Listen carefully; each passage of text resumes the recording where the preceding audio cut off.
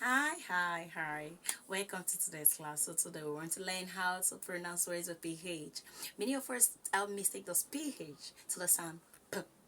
So those PH sounds, PH sounds, while letter P sounds.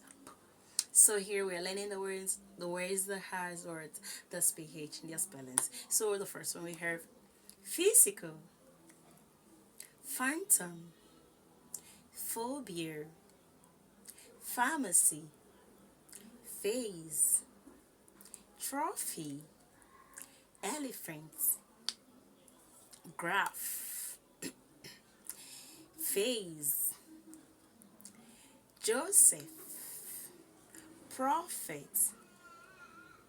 Bye.